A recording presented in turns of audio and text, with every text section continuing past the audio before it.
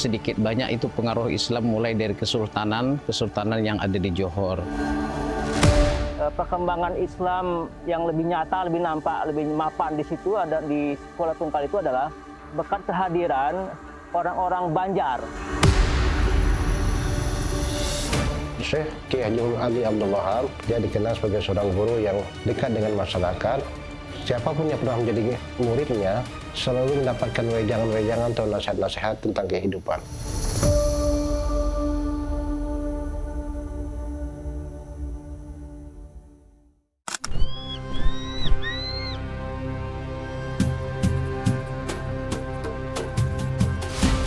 Pesisir timur Jambi, berdiri sebuah kota yang dibesarkan oleh laut dan sejarah. Kuala Tungkal, tempat ombak bertemu daratan, tempat peradaban pernah berlabuh. Berabad-abad lalu, angin membawa kapal dari negeri jauh. Mereka tidak hanya membawa rempah, tetapi juga cahaya, Islam. Sejak abad ke-13 hingga ke-16, Selat Malaka menjadi nadi perdagangan dunia. Kapal Arab, Gujarat, dan Melayu Muslim singgah di pesisir ini. Kuala Tungkal menjadi gerbang awal masuknya Islam di pesisir timur Jambi. Dari sinilah benih iman mulai tumbuh. Namun perubahan ini tidak selalu diterima dengan mudah. Sebagian bertahan pada adat lama, sebagian ragu pada ajaran baru. Disinilah Islam membuktikan dirinya, bukan dengan paksaan, tetapi dengan keteladanan.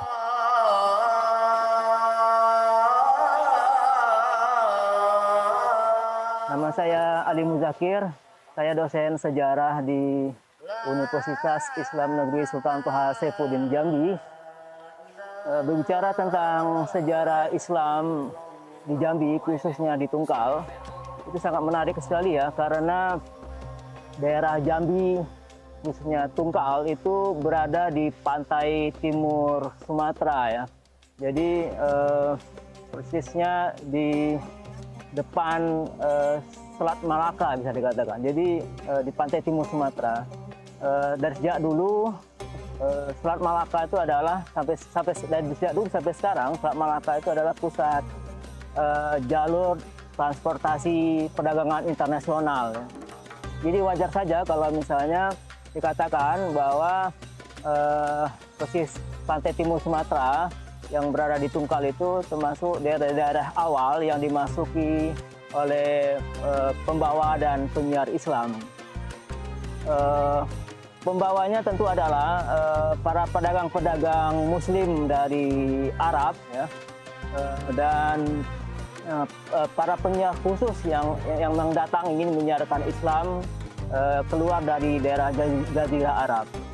Berbicara tentang siapa posisinya pembawa Islam di daerah Tungkal itu, daerah Kuala Tungkal persisnya, itu memang tidak sebagaimana di daerah lain, memang tidak tercatat dengan jelas ya.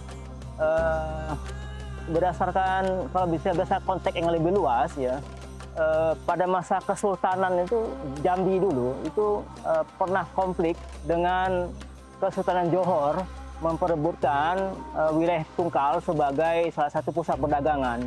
Nah, biasanya kalau suatu daerah terjadi pernah konflik memperebutkan hegemoni perdagangan politik, di sana Islam sudah mapan.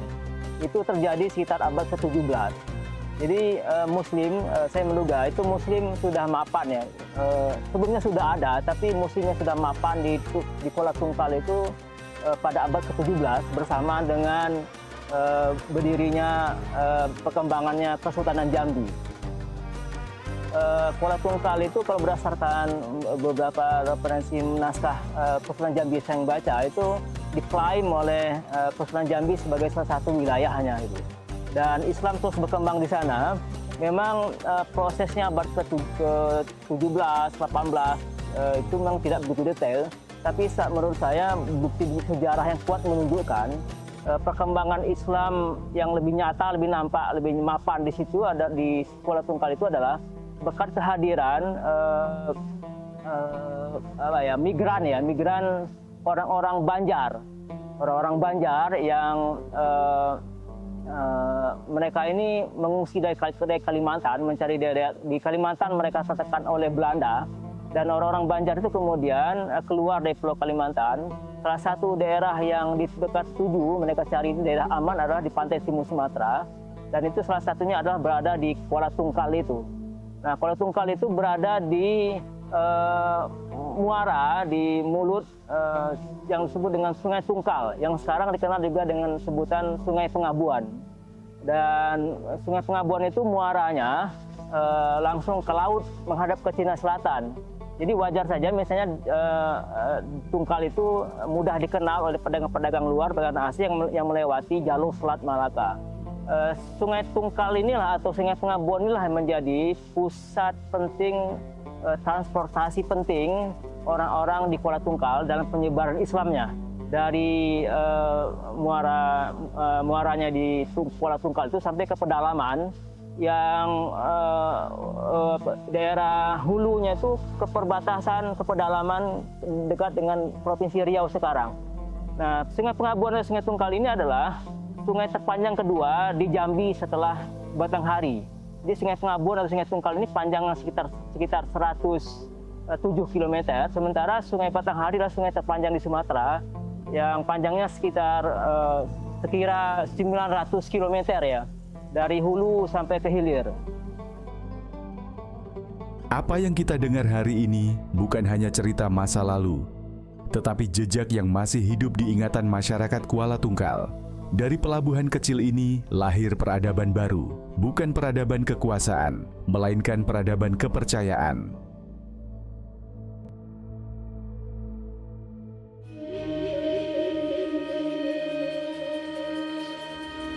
Dari pesisir, Islam bergerak menyusuri sungai, masuk ke kampung dan menetap di surau-surau kecil.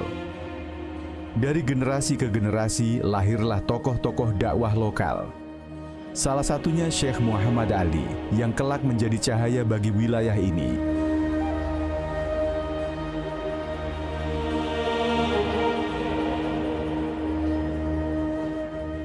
Assalamualaikum warahmatullahi wabarakatuh. Kenalkan, nama saya Haji Husnaini SPDI. Saya sehari-hari sebagai pengurus Pondok Pesantren Al-Baqiyatus Sholihat Kuala Tungkal. Bentuk agama Islam yang ada di Kuala Tungkal berdasarkan sejarah tentu dulu sebelum di bawah kesultanan kerajaan yang ada di Jambi, Kuala Tungkal ini di bawah kesultanan daripada di wilayah Kesultanan Johor yang ada di Malaysia. Jadi mungkin paling tidak sedikit banyak itu pengaruh Islam mulai dari kesultanan yang ada di Johor. Kemudian tentunya setelah berada dalam Kesultanan Jambi juga ditopang oleh pengaruh para imigran atau orang-orang yang datang dari pulau-pulau yang lain, antara lain yang datang dari Pulau Kalimantan. Wabil khusus Kalimantan Selatan yang berimigrasi ke sini, yang tentu keislaman mereka di sana sudah mengakar dan sudah kuat, dan itu juga mereka terbentuk di masyarakat yang ada di pesisir, yang ada di Kuala Tungkal ini. Penyebaran Islam di Kuala Tungkal tak bisa dilepaskan dari peran besar Syekh Muhammad Ali. Melalui dakwah yang bijaksana dan penuh keteladanan, beliau menanamkan nilai-nilai Islam di tengah masyarakat pesisir. Ayahanda Kiai Haji Muhammad Ali bin Syekh Abdul Wahab, memang beliau adalah kelahiran dari Kuala Tungkal ini sendiri, tepatnya di Kecamatan Beramitam. Maka ada sebuah masjid tertua yang ada di Kabupaten Tanjung Jabung Barat ini, ada namanya Masjid Al-Istiqomah yang ada letaknya di Pasar Arba di Desa Kemuning sekarang. Itulah tempat lahirnya Ayahanda Kiai Haji Muhammad Ali bin Syekh Abdul Wahab. Nah, kemudian keseharian beliau setelah pindah ke Kuala Tungkal, beliau mengaji sama ayahnya dan guru-guru yang ada di Kuala Tungkal. Setelah beliau tamat di Kuala Tungkal, lanjutkan sampai ke Kalimantan, di Provinsi Jambi di As'ad, bahkan sampai ke Makkatul Mukarramah. Nah, setelah kepulangan itu keseharian beliau mengabdi lagi kepada masyarakat luas untuk mengajar, memberikan ilmu pengetahuan kepada khalayak ramai, kepada kaum muslimin dan muslimat. Dan akhirnya dari majelis taklim yang beliau dirikan itu termotivasi kepada masyarakat untuk meminta kepada beliau untuk membangun menjadi sebuah pesantren. Alhamdulillah, Pondok Pesantren Al-Baqiyyatus Shalihat ini memang santri alhamdulillah kurang lebih sekitar 1.600 sekian. Kemudian kegiatan yang memang kami laksanakan sesuai dengan namanya Al-Baqiyyatus Shalihat. Artinya bukan hanya sekedar ilmu tapi juga amaliyah. Ilmu yang kami pelajari di sini yang pertama tentu adalah ilmu klasikal. Ilmu klasikal sebagai dasar sebagai seorang muslim, mulai dari akidah, ilmu tauhid, kemudian syariat, ilmu fikih, kemudian ilmu tasawuf atau ilmu akhlak. Yang semua itu juga didukung dengan ilmu-ilmu alat, mulai dari ilmu nahwu, sharaf, balaghah, mantik dan yang lain-lainnya. Ayahanda Kiai Haji Muhammad Ali bin Syekh Abdul Wahab setelah memimpin 18 tahun pesantren ini, beliau wafat tahun 2011. Nah, setelah wafatnya beliau, dan memang beliau sudah menyiapkan sendiri makam tersebut. Waktu masih beliau hidup sudah beliau persiapkan sendiri. Nah, setelah dibikin menjadi sebuah makam atau kubah, sebenarnya itu siapapun untuk masyarakat, kapanpun bisa. Jadi bukan hanya untuk santri saja, ziarah kepada masyarakat umum pun juga tidak mengapa untuk berziarah kapanpun biasanya.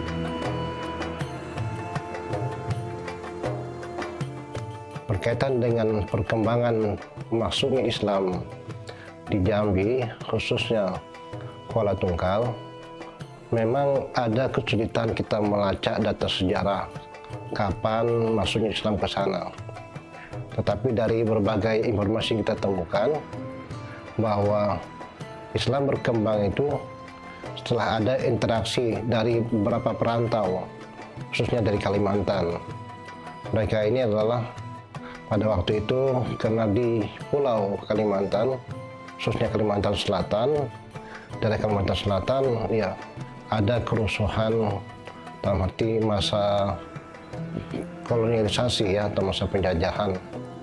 Mereka hidup dalam keadaan susah dan akhirnya mencari tempat untuk memperbaiki diri, kemudian juga menyelamatkan diri dari perang dan atau kerusuhan di Kalimantan. Sehingga adalah sejumlah orang yang datang ke Sumatera yang pada waktu itu melalui kapal laut, dan sampailah masuk ke wilayah Sumatera ini melalui laut yang sampai ke kota Kuala Tungkal yang kebetulan masih wilayahnya itu wilayah timur ya dari Provinsi Jambi. Kita akan mengatakan bahwa kota Kuala Tungkal memang sangat kental dengan masjid dan madrasah pada itu. Karena di samping masjid ada madrasah. Kita rujuk sejarahnya memang yang didirikan itu namanya Madrasah Nurul Falah yang pertama, atau Kiai Haji Abdul Aziz, dan itu juga masih dalam hubungan keluarga dengan kakek saya. Kemudian baru Madrasah Perguruan Al-Hidayatul Islamiyah, namanya dulu Madrasah Al-Hidayatul Islamiyah yang didirikan oleh Kiai Haji Muhammad Daud Arif. Nah, jadi inilah yang juga asalnya dari Malaysia juga, tapi masih keturunan Kalimantan. Ini secara formal. Tetapi kakek saya ya sebagai seorang guru, beliau tidak membuka tempat pendidikan yang formal seperti madrasah. Beliau membuka pengajian di rumah. Jadi masyarakat datang ke rumah belajar di rumah kakek itu. Dan itulah mereka mendapatkan pengetahuan agama. Nah, lama-lama ini terus berkembang, jadi ada formalitas madrasah, tapi ada pengajian-pengajian yang diadakan oleh guru-guru di rumah. Nah, situlah yang mewarnai masyarakat. Jadi masyarakat memang menghormati para ulama atau tuan guru dan menjadi rujukan mereka ketika ada masalah-masalah keagamaan. Ke sana mereka tempat bertanya. Dan ini kondisi ini akhirnya berkembang terus, sangat kondusif di kota Kuala Tungkal. Mereka menghadirkan kegiatan agama yang beragam dengan kegiatan-kegiatan dakwah atau pengajian-pengajian yang membuat kota semakin semarak. Sampailah hari ini ya tentu diteruskan oleh keturunan-keturunan dari ulama-ulama atau tokoh-tokoh yang tadi datang ke Kuala Tungkal.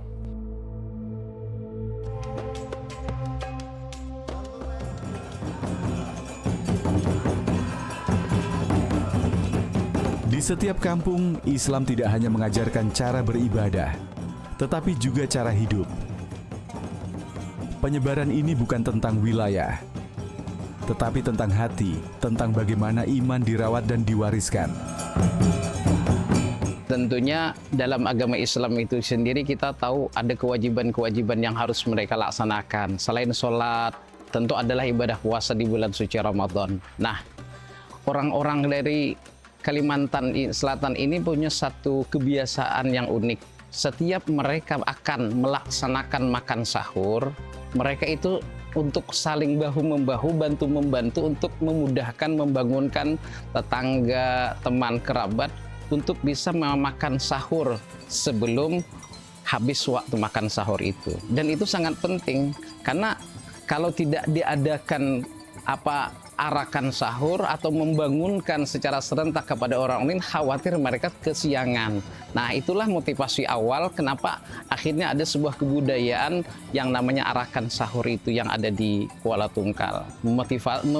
Membangunkan orang-orang untuk bisa makan sahur. Secara asal mungkin arakan sahur itu sangat sederhana. Hanya menggunakan alat-alat bekas seadanya. Kalau zaman dulu mungkin hanya sekedar botol aja, paling sekedar istilahnya ember-ember itu aja atau drum itu aja sekedarnya saja. Tapi karena perkembangan, akhirnya anak-anaknya juga beda-beda generasi, mereka akhirnya berkembang. Dari alat seadanya, alat-alat bekas berubah menjadi alat-alat yang sudah seperti yang kita rasakan, sudah ada kulintang, sudah ada suling, sudah ada gendang dan segala macam. Itu perkembangan dari masa ke masa.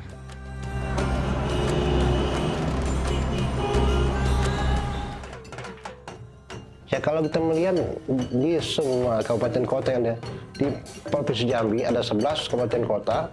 Kuala Tungkal lah satu-satunya yang saya saksikan ketika bulan Ramadan ada namanya arakan sahur. Itu saya rasain ketika saya masih kecil, memang seperti itu. Mereka pada lewat jam 1 malam sudah mulai membawa gendang-gendang atau suara-suara yang membangunkan orang-orang untuk berpuasa. Dan ini memang sebenarnya kalau kita merujuk pada sejarah memang agak susah sejak kapan ya. Jadi seakan itu sudah mengakar semacam ciri khas. Mereka itu membangunkan orang yang ingin berpuasa dengan cara memukul gendang atau juga membawa rebana atau yang lain-lain alat-alat musik. Kemudian itu menjadi ciri khas di Kuala Tungkal. Kemudian ini oleh beberapa pemerintah daerah belakangan disambut menjadi semacam tradisi keagamaan yang menarik untuk terus dilestarikan pada setiap momen bulan Ramadan. Dan alhamdulillah kita saksikan sebentar lagi Ramadan, ya ini tradisi terus dipertahankan. Bahkan diperlombakan masing-masing masjid mengutus utusan masing-masing untuk dilombakan atau festival arakan sahur yang menjadi ciri khas dari kota Kuala Tungkal.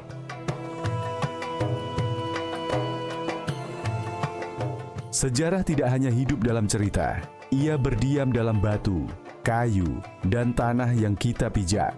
Masjid Agung Al-Istiqomah berdiri sebagai denyut kehidupan umat. Tak jauh dari sana, bersemayam Syekh Muhammad Ali, ulama yang menanamkan akhlak, persaudaraan, dan cinta pada ilmu. Syekh Kiai Haji Ali Abdul Wahab, beliau adalah salah satu tokoh yang sampai hari ini kalau kita ada di kota Kuala Tungkal kita akan lihat fotonya. Dia dikenal sebagai seorang guru yang dekat dengan masyarakat dan juga sering bergaul dengan masyarakat dengan cara yang santun. Kalaupun beliau menegur dengan cara yang baik sesuai dengan nama dan keharuman beliau. Dan beliau memang tokoh pendidik dan juga pendakwah yang terus berusaha mengembangkan dakwah Islam di kota Kuala Tungkal. Siapapun yang pernah menjadi muridnya atau pernah belajar pada beliau selalu mendapatkan wejangan-wejangan atau nasihat-nasihat tentang kehidupan. Dan orangnya tidak konfrontatif. Orang selalu datang kemudian ramah, berbicara. Bahkan kalau ada orang jauh dia sering bertanya berbagai macam informasi. Meskipun kadang-kadang beliau tahu, tapi beliau itu seakan berbagi ilmu.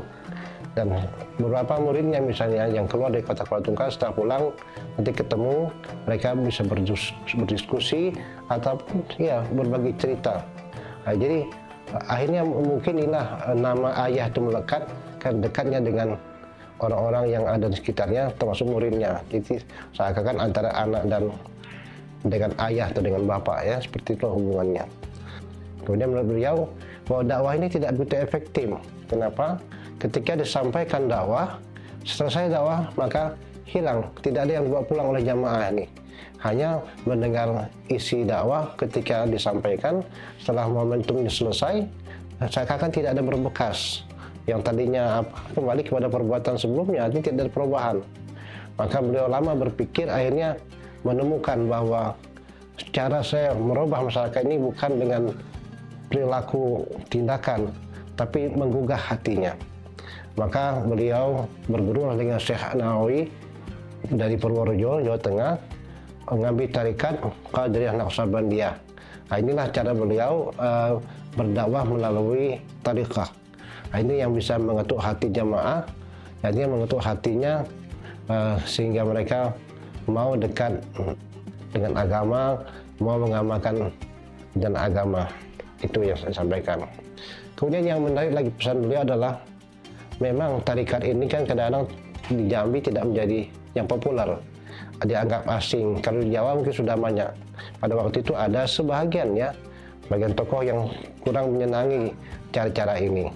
Maka dia mengatakan, atau beliau mengatakan, kalau ada yang mengkritik, tidak setuju dengan yang dilakukan praktik-praktik ibadahnya, maka tidak boleh kita merespon.